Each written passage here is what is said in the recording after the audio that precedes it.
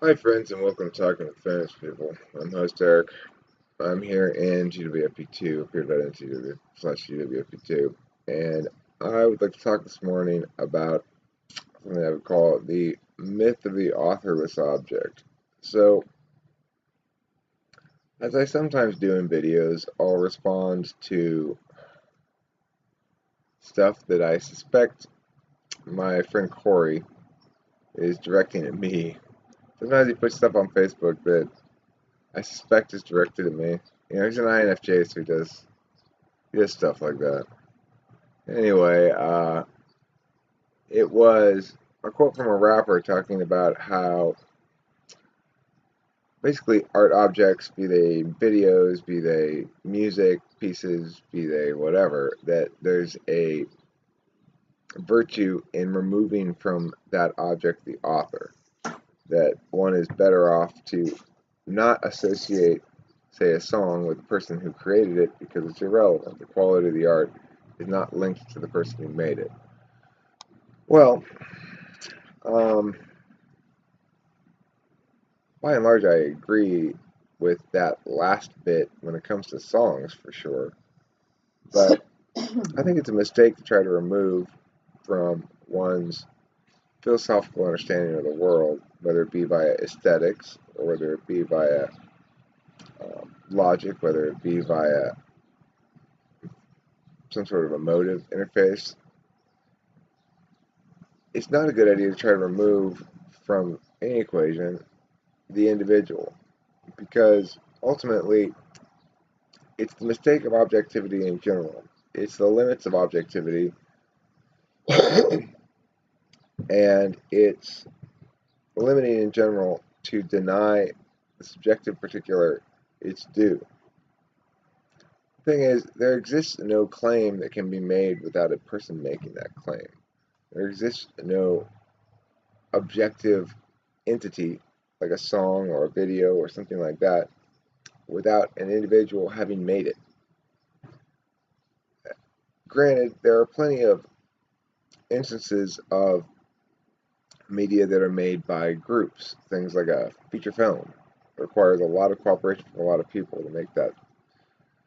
But the thing about it is, we might understand the play as an object independent of the actors who say the lines, but it doesn't change the fact that we never really experience it as such. Even if we read it to ourselves, we're experiencing the characters in some form in our heads, executing those realities.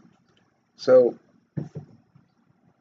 I think that it's tempting to, in the field of aesthetics especially, to reject aesthetic relativism, to say, absolutely not, beauty is in the eye of the beholder. None of us act as though it were, that's for sure.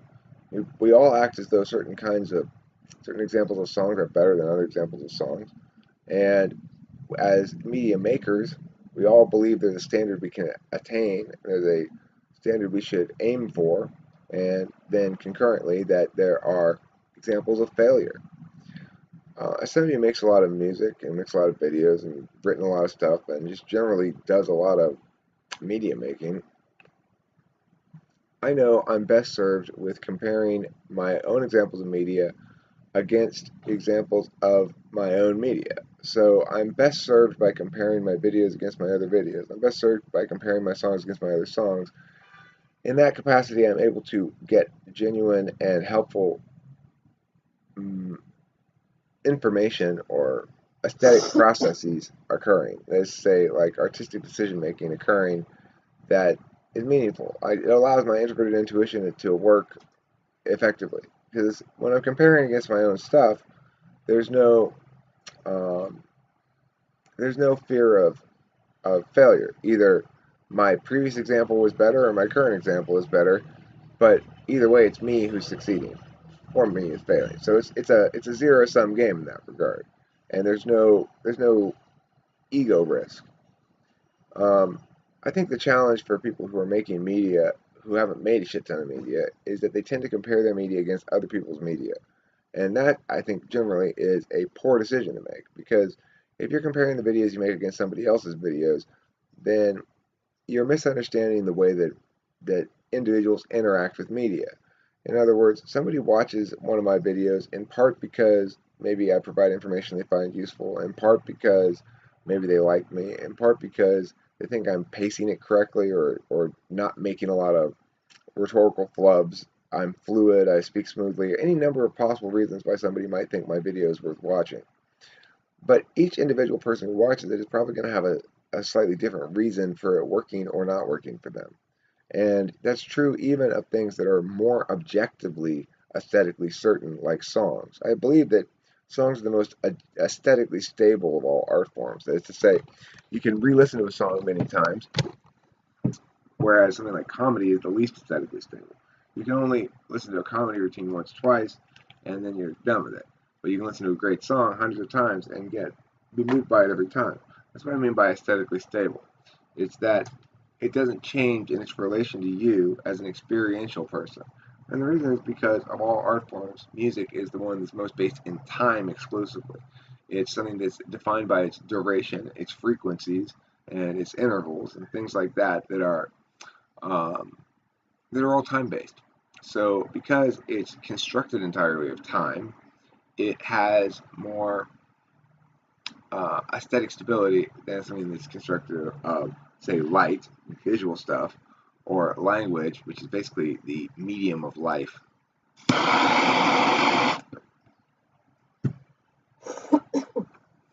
Or something like physical or kinesthetic, like dance. So,